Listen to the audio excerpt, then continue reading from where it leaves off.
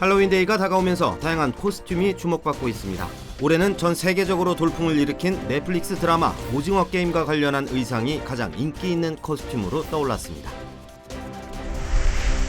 배우 알렉 볼드윈이 영화 촬영 중 발사한 소품용 총에 맞아 현장에 있던 촬영 감독이 숨지고 영화 감독이 중상을 입었습니다. 정확한 사고 경위가 밝혀지지 않은 가운데 촬영장의 부실한 안전관리가 도마 위에 올랐습니다. USC 대학의 한 사교 클럽에서 학생들이 마약 복용은 물론 성폭행까지 저지른 것으로 드러나 경찰이 수사에 나섰습니다. 사교 클럽은 즉각 폐쇄됐지만 학생들의 분노가 커지고 있습니다. 일본이 동해를 일본해로만 표기해야 한다는 동영상을 제작해 또 논란입니다. 한국어 버전까지 제작해 유튜브에 올렸는데 한국 정부는 사실과 다르다면서 동해 표기의 정당성을 국제사회에 설명해 나갈 예정이라고 강조했습니다.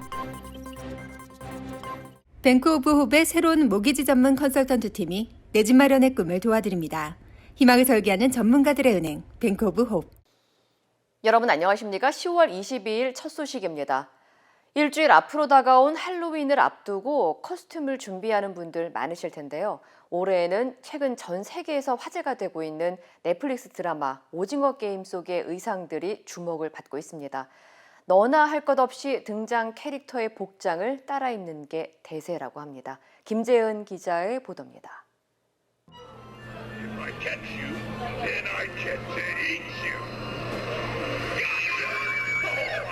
악마와 괴물, 뱀파이어와 해적. 할로윈 때만 되면 흔히 볼 수 있는 복장들입니다. 하지만 최근엔 만화와 영화 등에 나온 캐릭터들이 화제를 모으고 있습니다. 한국 콘텐츠도 예외가 아닙니다. 특히 올해엔 넷플릭스의 오징어 게임이 세계적인 흥행을 이어가면서 드라마 속 등장한 의상들에 대한 문의도 폭주하고 있습니다. We get a lot of requests for Squid Game and Money Heist. Those are pretty popular. Unfortunately, I don't believe we have any of those in stock, but we're always getting shipments and still we should be getting a Squid Game shipment in any day now. 검색어 분석 플랫폼 구글 트렌드에 따르면 오징어 게임 의상 검색이 올해 캘리포니아와 네바다, 텍사스 등 9개 주에서 최고치를 기록했습니다. 이 중에서도 드라마에서 주인공들이 입었던 트레이닝복과 게임 요원들이 착용했던 점프수트, 그리고 마스크에 대한 검색이 제일 많았습니다. A lot of customers are asking for a Squid Game for the last 2 weeks. What types of costumes from Squid Game in particular? In fact, the mask and the outfit itself. 다만 공급망 장애의 영향으로 오징어 게임은 공식 할로윈 의상을 매장에서 판매하지 않는 경우도 있어 이를 자체 제작해서 입으려는 사람도 많습니다. 상대적으로 트레이닝복을 비롯한 주요 의상은 따라 입기 쉽다는 점도 유행에 한몫한 것으로 보입니다. Yeah, totally. Like actually on TikTok, you see like a lot of creativity with like all the different ways to turn into the same like doll that they have in the show. 실제 아마존 등 온라인상에서도 오징어 게임 의상은 2,000건 이상 올라와 있으며 주요 복장은 평균 $40 미만에 판매되고 있습니다. 전 세계적으로 돌풍을 일으키고 있는 오징어 게임.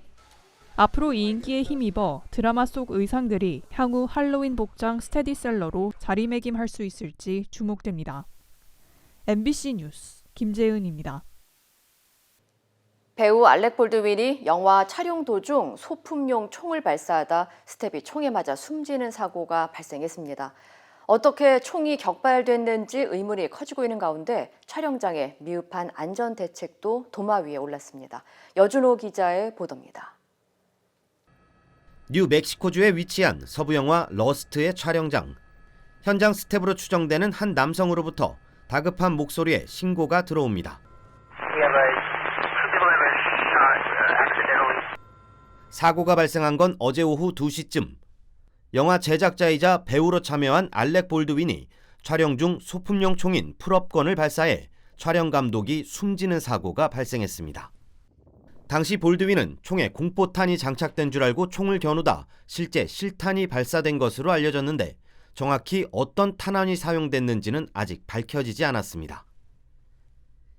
이로 인해 현장에 있던 할리나 허친스 촬영 감독이 복부에 총탄을 맞고 쓰러져 병원으로 이송됐지만 결국 숨졌습니다. 조엘 소자 감독도 총에 맞아 어깨를 다치는 중상을 입고 병원에서 치료를 받고 있는 것으로 전해졌습니다. 영화계에선 숨진 촬영 감독에 대한 애도가 이어지고 있는 가운데 이번 사고를 놓고 촬영 현장의 안전 불감증을 지적하는 목소리도 나오고 있습니다. Any of that smoke or powder or that muzzle flash that could affect anyone or anything, again, we keep a standoff distance of 20 feet in order for there to be no effect on something that's in front of the muzzle. 총을 쏜 알렉 볼드윈은 경찰의 조사를 받았지만 특정 혐의가 제기되거나 체포되진 않았습니다. 볼드윈도 이번 사고로 큰 충격을 받은 것으로 알려진 가운데 자신의 트위터를 통해 숨진 촬영 감독의 애도를 표하고 모든 지원을 아끼지 않을 것이라고 밝혔습니다. 경찰은 현재 소품용 총에 장전됐던 탄환의 종류와 격발 과정 등에 대한 정확한 사고 경위를 조사하고 있습니다. MBC 뉴스 여준호입니다. 영화 촬영 중 발사한 소품용 총은 원래 엄격한 규정 아래서 관리되지만 종종 관리 부조의로 인한 사고가 발생하는 것으로 나타났습니다. 영화 소품 전문가들은 촬영장에서 사용되는 소품용 총이더라도 진짜 총인 경우가 많고 실제 총격을 흉내내려고 화학을 넣은 총알을 쓰기 때문에 탄두가 없더라도 사고 위험은 존재한다고 입을 모았습니다. 앞서 지난 1993년에는 이소령의 아들 브랜든 리는 영화 크로우 촬영장에서 소품용 총에서 발사된 탄환에 맞아 사망하는 사고가 벌어지기도 했습니다. 아직 볼드윈이 발사한 소품용 총에 어떤 종류의 탄환이 장전됐는지는 밝혀지지 않았지만 일부 촬영 관계자는 총기 점검을 포함한 안전 프로토콜이 엄격하게 지켜지지 않았다고 말했습니다.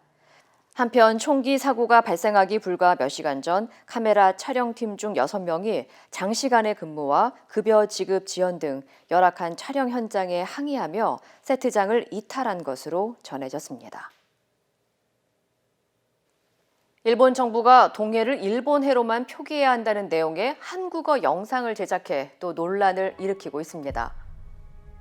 일본 외무성은 유튜브 계정을 통해 동해를 일본해로만 표기해야 한다는 주장의 영상을 한국어 버전을 포함한 9개 언어로 제작해 공개했습니다. 영상에는 일본해라는 명칭이 오랜 기간 통용돼 왔고 국제사회에서 유일하게 인정되는 호칭이라는 등의 억지 주장을 펴는 내용이 담겼습니다. 이는 일본해에 면한 나라뿐만 아니라 규범에 따른 국제 질서의 혜택을 누리고 있는 국제사회에도 과제가 되고 있습니다. 한국 정부는 일본 측의 주장은 사실과 다른 만큼 기존대로 한국의 입장을 국제사회에 개진할 것이라고 전했습니다. 미 서부 명문대학교의 하나인 USC 대학의 남학생 사교 클럽에서 마약 복용에 성폭행까지 당했다는 신고가 접수된 것으로 알려져 충격을 주고 있습니다.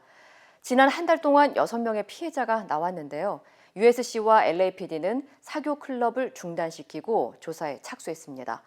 일부 학생들은 이번 사건에 분노하며 대학 사교 클럽에서 만연한 성폭력을 뿌리 뽑아야 한다고 호소했습니다. 홍지은 기자의 보도입니다. USC 시그마뉴 사교 클럽 하우스가 범죄자, 성폭행 하우스 등의 낙서로 뒤덮여 있습니다.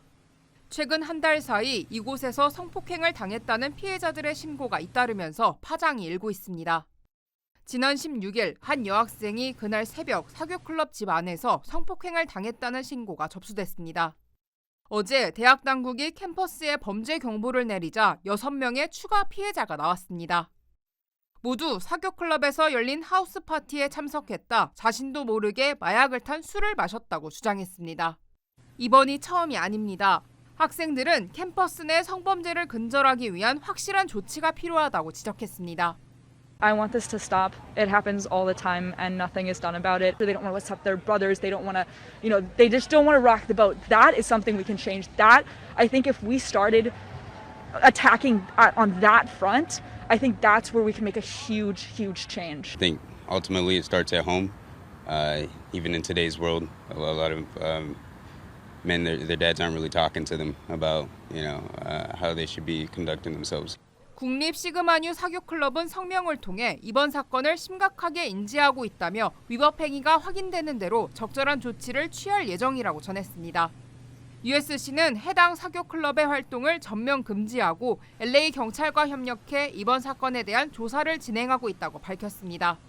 MBC 뉴스 홍지은입니다.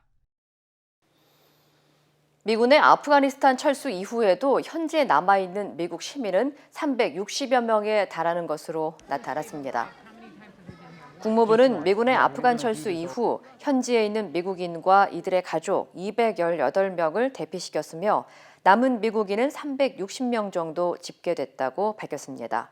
이 중 176명이 아프간을 떠날 의사가 있다고 밝혀 당국은 이들과 접촉하기 위해 계속 노력하고 있다고 설명했습니다.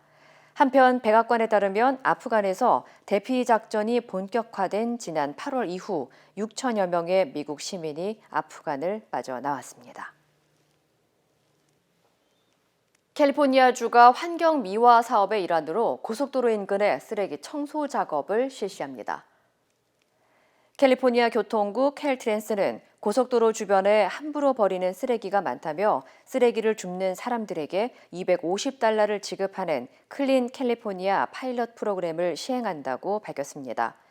캘트랜스는 지난 7월부터 2,500톤의 쓰레기 수거 작업을 시작했고 600여 명이 이 프로그램에 참여했다고 전했습니다. 파일럿 프로그램은 현재 세크라멘토와 샌디에고, 엘도라도, 시에라, 요로 카운티 등에서만 제공되지만 효과를 검토한 후 주 전역으로 확대될 방침입니다. 참여자들은 날짜와 장소, 쓰레기 수거량, 작업 시간, 사진 등의 정보를 캘리포니아주 교통국으로 제출하면 되며 한 달에 한 번으로 제한됩니다.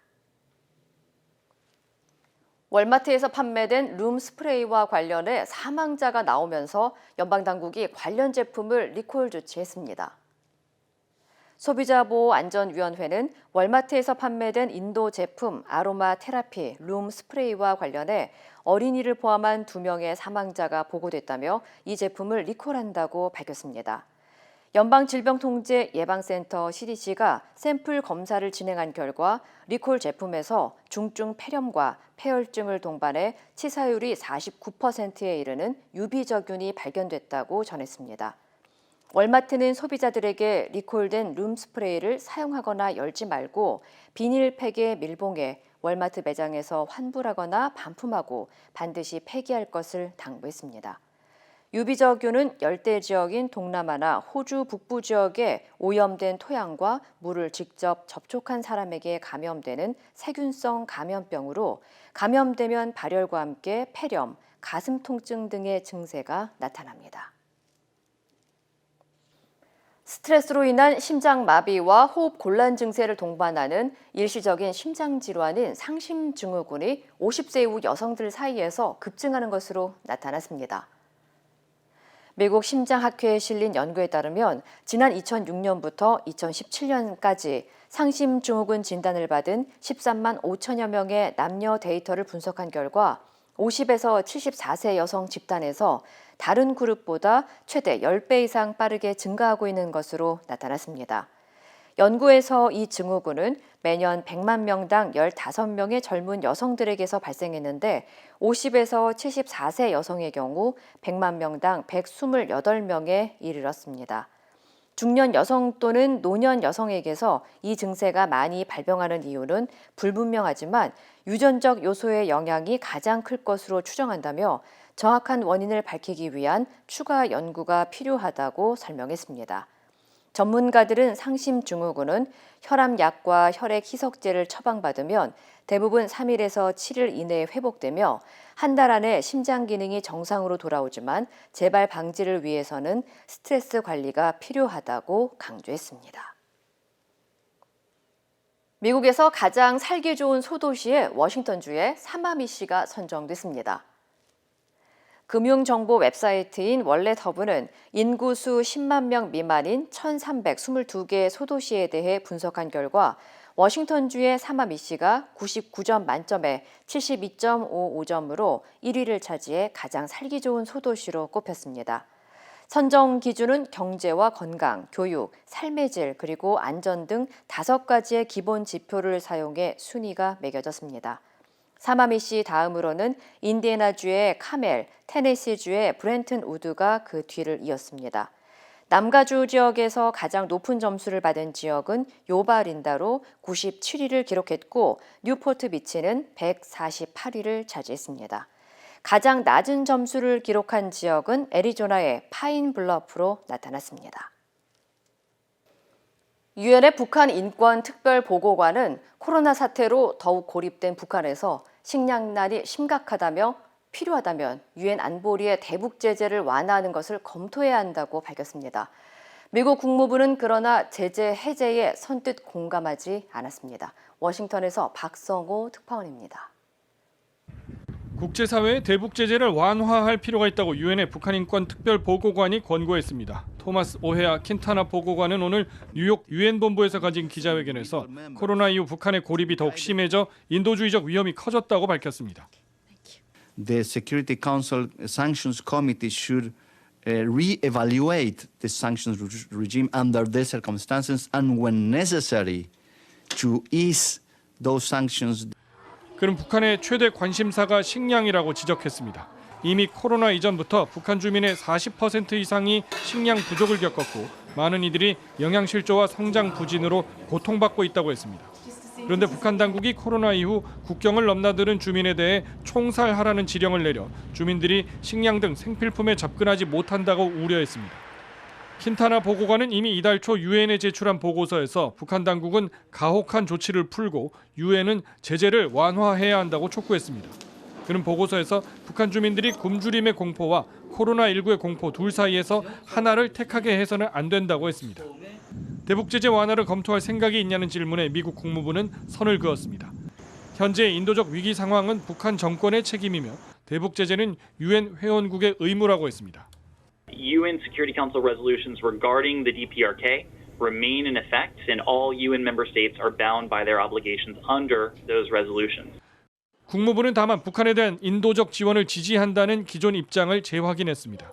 정부 고위 당국자는 한미 간의 북한의 보건, 방역, 식수, 위생 등의 분야에서 인도적 협력 사업을 위한 협의가 마무리됐지만 북한의 동의가 필요해 언제 추진할 수 있을지는 상황을 봐야 한다고 전했습니다. 워싱턴에서 MBC 뉴스 박성호입니다.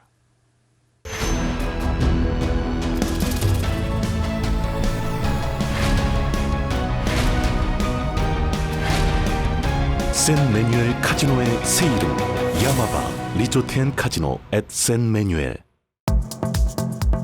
세상의 모든 콜라겐과 비교하셔도 자신 있습니다. 라이필 더마 콜라겐, TV 홈쇼핑의 모든 콜라겐 제품 중에 가장 작은 사이즈의 173달톤. 피부세포와 동일 구조이기 때문에 단 4주 만에 확 달라진 결과를 확인할 수 있습니다. 라이필과 함께 하시면 예뻐지실 수 있습니다. 윤석열 전 검찰총장이 전두환 관련 발언에 송구하다며 사과를 했는데요. 그런데 한밤중 SNS에 개에게 사과를 주는 사진을 올려 거센 논란이 일고 있습니다. 김정인 기자입니다. 전두환 발언이 나온 지 이틀 만에 나온 유감 표명. 많은 분들의 그 지적과 비판을 겸허히 수용하고 유감을 표합니다. 이게 사과년 비난에 떠밀리듯 송구하다고 사과까지 했던 당일 밤 윤석열 후보 반려견 SNS에 올라온 사진입니다. 개에게 사과를 주고 있습니다. 아빠가 인도 사과를 따왔다. 개가 아빠 닮아서 인도 사과를 좋아한다는 글도 함께 적었습니다. 전두환 발언에 대한 사과의 진정성이 의심받는 상황에서 개에게 사과를 주는 사진에 장난스러운 글까지 적은 겁니다. 가장 먼저 당황한 건 국민의힘 당대표였습니다. 뭐 이런 상식을 초월하는 이라며 말을 잇지 못하더니 착잡하다며 불편한 심기를 드러냈습니다. 경쟁 주자들도 사과는 개나 주라는 것이다. 엎드려 절받은 국민의 뒤통수를 쳤다. 전두환 발언 사과가 그리도 찝찝했냐며 야당 경선판이 윤 후보 때문에 창피하다고 일갈했습니다. 국민을 개취급하고 조롱했다는 비판은 민주당은 물론 정의당, 제3지대 김동연 캠프에서까지 쏟아졌습니다. 자신에 대한 비판을 조롱으로 응수한 것이라고밖에 볼 수가 없습니다. 국민을 개에 비유하고 사과로 조롱한 것입니다.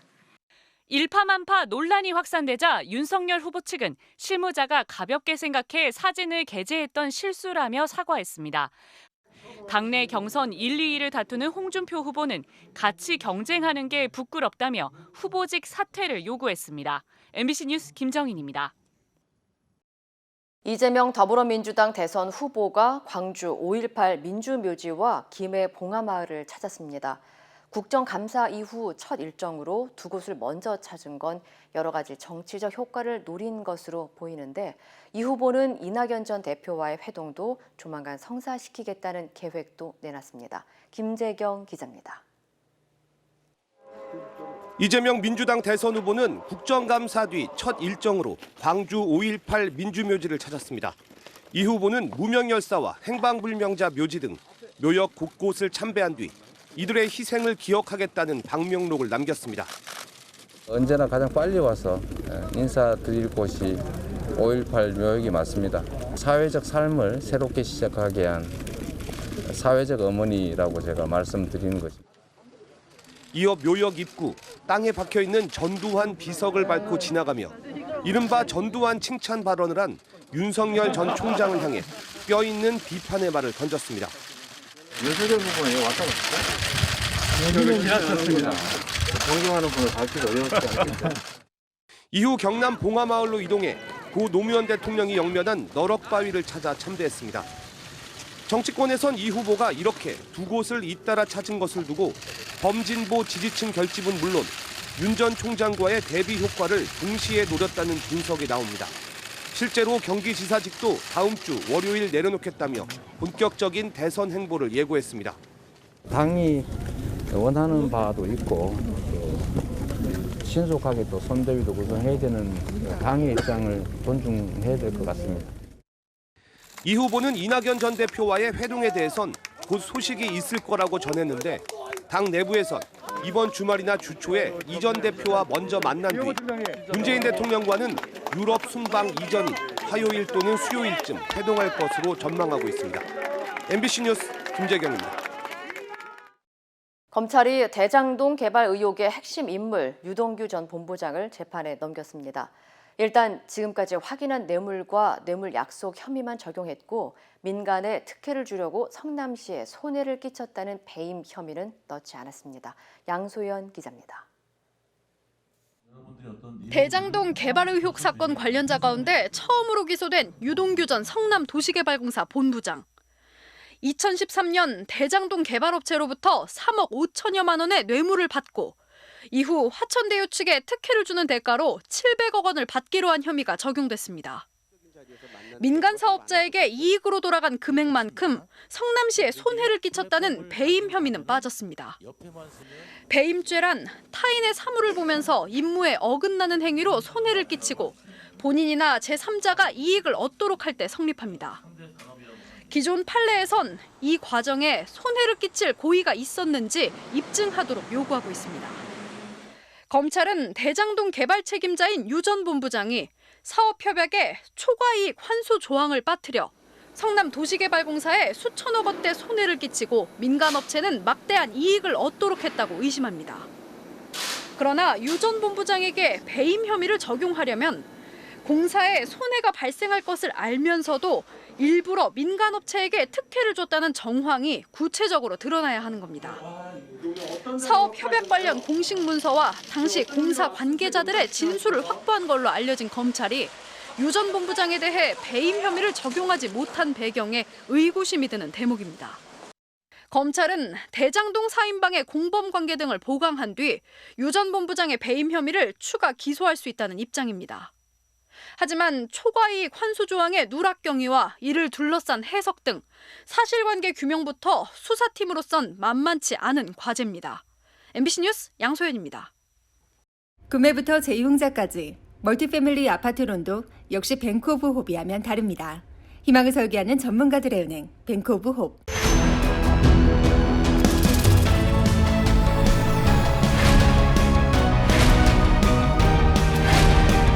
샌메뉴엘 카지노의 새 이름 야마바 리조트 앤 카지노 앳 샌메뉴엘.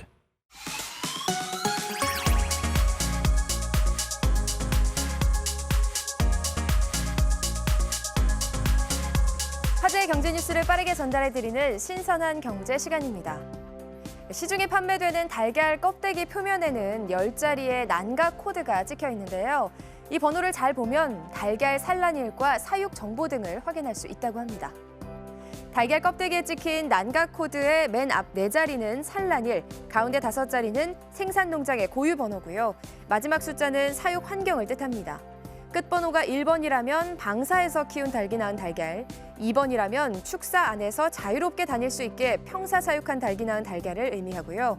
3번은 사육 밀도가 개선된 케이지에서, 4번은 기존 케이지에서 키운 닭이 낳은 겁니다. 숫자로 사육 환경을 짐작할 수 있는 건데요. 최근에는 동물 복지에 관한 관심이 커지면서 난각 코드를 확인하고 달걀을 고르는 소비자가 늘고 있다고 합니다. 가격이 좀 비싸더라도 본인 신념에 맞는 가치 소비를 실천하면서 유기농이나 동물 복지 계란을 선택하는 겁니다. 이에 식품 유통업계도 변하고 있는데요. 닭장에 가두지 않고 키운 닭이 낳은 이른바 케이지 프리 달걀을 쓰거나 판매하겠다는 업체가 늘고 있고요. 최근에는 동물성 성분 없이 녹두에서 추출한 단백질로 만든 식물성 달걀도 주목받고 있습니다. 세금을 상습적으로 체납하면 보유한 재산이 압류되고 공매를 통해 판매되기도 하는데요. 서울시가 고액 상습 체납자 등에게 압류한 차량 28대를 공매한다고 합니다. 2016년식 벤츠 차량은 1,500만 원, 2008년식 SM3는 50만 원인데요. 서울시가 상습 체납자에게 압류한 공매 차량 28대 매각 예정가는 최소 50만 원에서 최대 1,500만 원으로 책정됐습니다. 이번에 공매하는 차량의 체납자는 28명으로 체납액은 18억 6,400만 원에 달한다는데요. 서울시는 상습 체납을 근절하기 위해서 압류 후 공매를 진행하고 있는데 올 들어 지난 8월까지 압류한 차량 292대를 매각해 모두 2억 9,400만 원을 징수했다고 합니다. 앞으로 진행될 자동차 공매는 온라인으로 이뤄지는데요. 입찰 기간은 다음 달 23일부터 29일까지 일주일이고요. 차량 정보와 공매 방법, 매각 예정가, 공매 일시 등은 오토마트 홈페이지에서 확인할 수 있습니다. 치솟는 유가의 기름값 부담 크실 텐데요. 경차 타시는 분들 유류세 환급 혜택을 꼭 챙기시기 바랍니다. 경차 보급과 에너지 절감을 위해서 지난 2008년 도입된 경차 유류세 환급 제도는 2년마다 갱신돼 운영되고 있습니다. 지원 대상은 모닝이나 스파크, 레이, 캐스퍼 등 배기량 1000cc 미만의 경차 소유자인데요. 주유할 때 전용 카드로 결제를 하면 휘발유나 경유는 리터당 250원, LPG 부탄은 161원을 돌려받는데 1년에 최대 20만 원까지 지원받을 수 있습니다. 혜택을 받으려면 신한, 롯데, 현대카드 등 카드사에서 경차 유류세 환급 전용 카드를 발급받아야 하고요. 주유할 때 전용 카드를 쓰면 신용카드는 할인 금액이 차감돼서 청구되고 체크카드는 할인된 금액으로 통장에서 자동 인출됩니다. 다만 구입한 유류를 경차 외의 연료로 쓰거나 남의 카드를 빌려 사용했다가는 환급세액의 40%가 가산세로 부과될 수 있으니까요. 주의하시기 바랍니다. 코로나19 여파로 매출이 줄면서 전통시장 상인들이 어려움을 겪고 있는데요. 매월 넷째 주 일요일 전통시장에 가면 경품 혜택을 누릴 수 있다고 합니다. 중소벤처기업부는 전통시장이 활력을 되찾을 수 있도록 돕기 위해 매월 넷째 주 일요일을 전통시장 가는 날로 지정해 운영한다고 밝혔는데요. 먼저 이번 달 24일과 다음 달 28일에 시범 운영하고 성과를 분석해 내년부터 정식으로 시행할 계획이라고 합니다.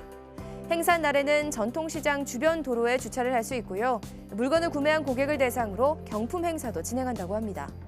3만 원 이상 구매한 고객이 시장 애 홈페이지에서 영수증으로 응모를 하면 추첨을 통해 무선 청소기와 모바일 온누리 상품권 등 다양한 경품을 지급하니까요. 전통시장에서 장도 보고 혜택도 받으시기 바랍니다. 지금까지 신선한 경제였습니다. 세상의 모든 콜라겐과 비교하셔도 자신 있습니다. 라이필 더마 콜라겐 TV 홈쇼핑의 모든 콜라겐 제품 중에 가장 작은 사이즈의 173달톤. 피부세포와 동일 구조이기 때문에 단 4주 만에 확 달라진 결과를 확인할 수 있습니다. 라이필과 함께 하시면 예뻐지실 수 있습니다.